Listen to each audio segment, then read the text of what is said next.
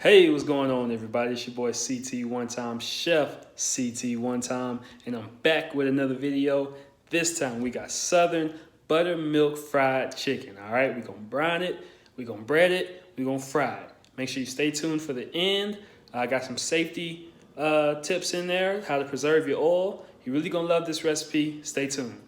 All right, everybody, here we go. Cajun seasoning. Get that in there. We're gonna get a generous amount. Remember, we season it for the front and back. You're gonna get it nice and seasoned. I always say you gotta season your meat till you can't see it no more. Generic chicken seasoning. Get a decent amount in there. All right, that should be good. And then buttermilk.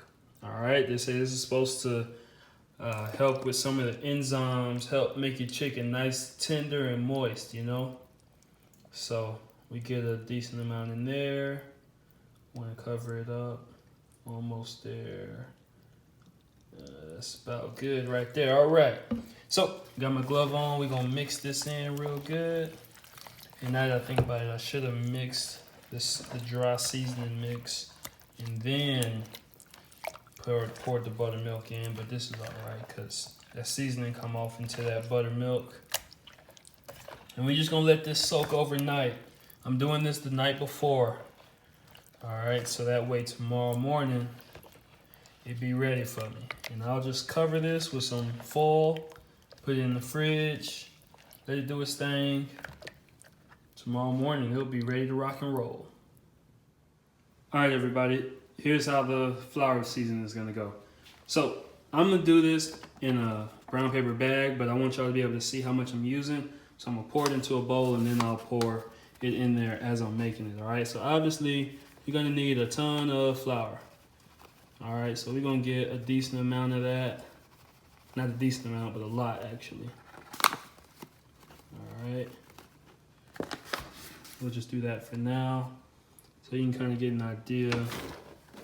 I know it's kind of hard to see inside that paper bag. All right. We got some salt. Not a lot.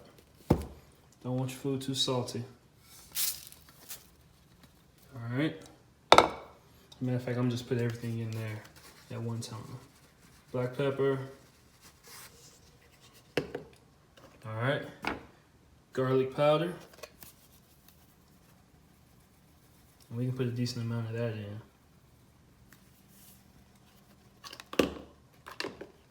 Onion powder.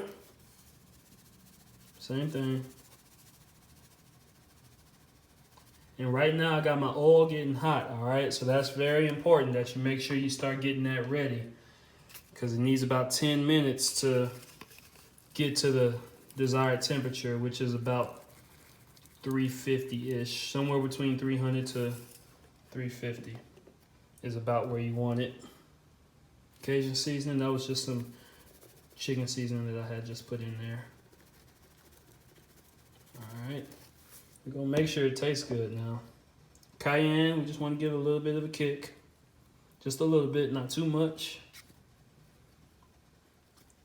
Cayenne pepper also has a lot of amazing health benefits. I recommend you do your research on that. Paprika, give it some beautiful color and a little spice. All right, so all that goes in there. And you know, we'll put a little bit more flour in there and then we'll shake it all up.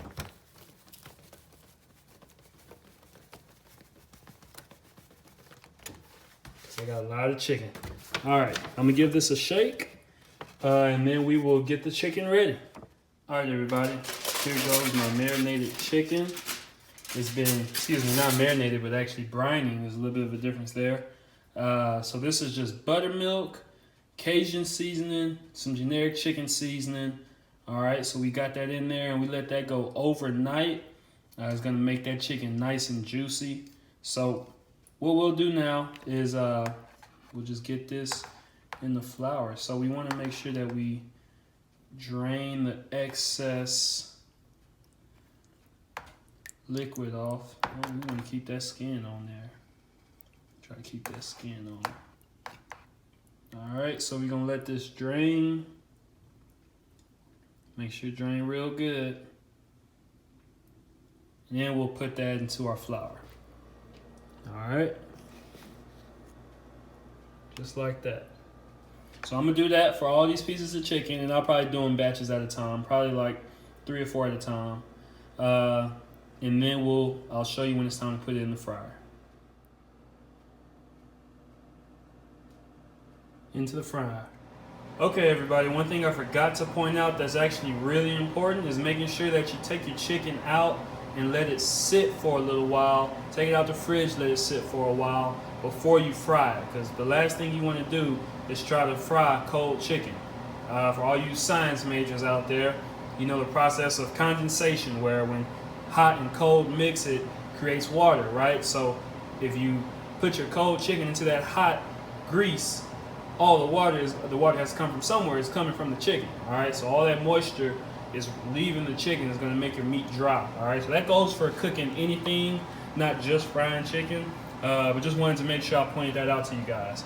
With that being said, into the fryer.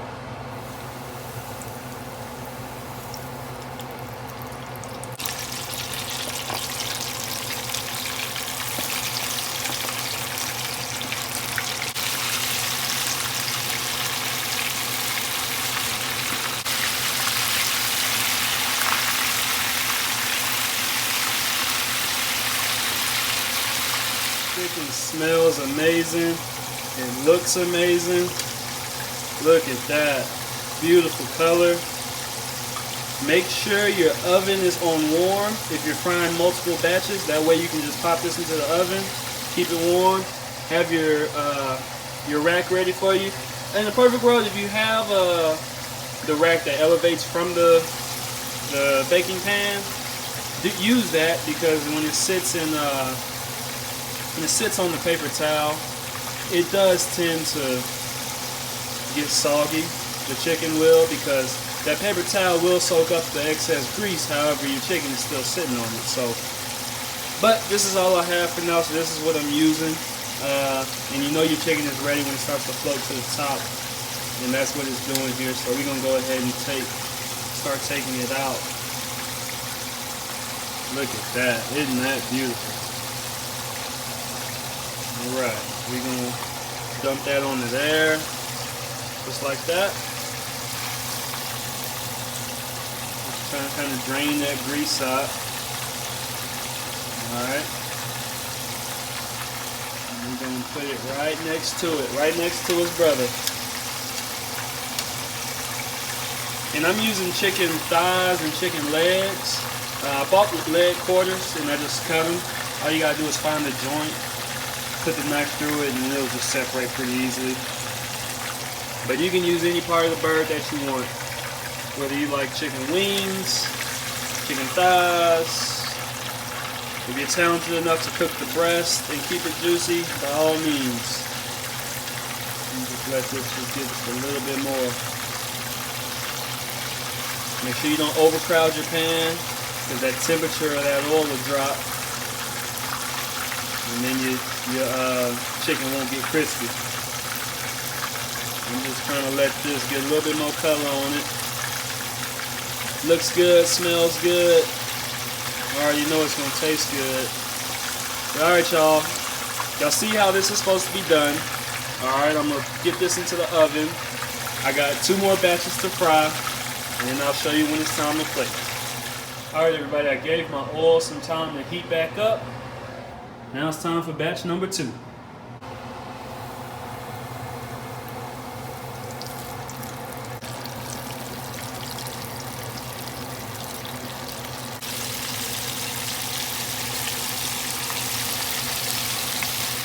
Alright, everybody, last batch.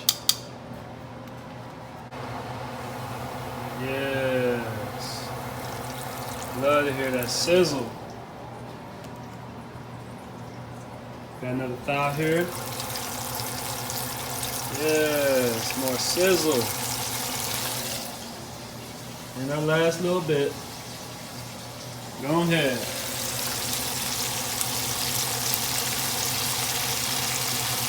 Yes.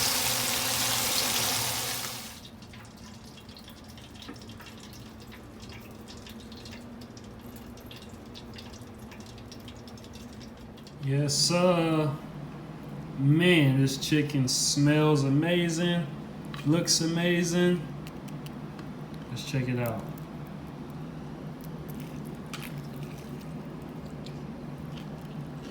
Mmm. I know y'all hear that crunch. Guys, this is amazing. That brine overnight, that buttermilk Cajun seasoning, and that chicken seasoning. Don't worry about that, that's just the bone. That chicken is cooked all the way through. It really sunk into the meat, giving an explosion of flavor. And then that flour mix, you season that just right. Had an oil hot on medium-high heat. Man, that's good stuff.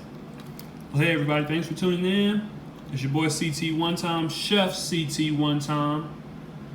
Make sure you like, comment, subscribe, share, all of the above. I'll be back soon with some more fire for you guys. Man, I can't even talk. I'm so ready to get back into this chicken. See you guys next time.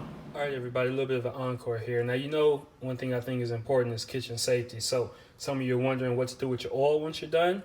You want to let it cool, and you actually can preserve it and reuse it again, okay? So what you can do is get a coffee filter. You can get the regular paper ones, but I got one of these. You can, reusable. So all you'll do is let your oil cool down. It's going to take a while because that oil was hot. And then you'll pour it through the filter. That way you can get out all the, stuff that you don't want. Basically, you got leftover flour at the bottom of that pot. You don't want any of that seasoning and stuff like that. So you'll just strain that oil through this, and you'll put it into a cup or a glass or whatever you use to store your oil. And you can, if you want to, you can put it back in the same bottle that you got it out of. But the most important thing is that you let it cool, and you do not, under any circumstances, pour this down the garbage disposal at all. If all else fails, you pour this in the trash, go buy you some fresh oil. But I'm gonna put this through the thing and reuse it sometime.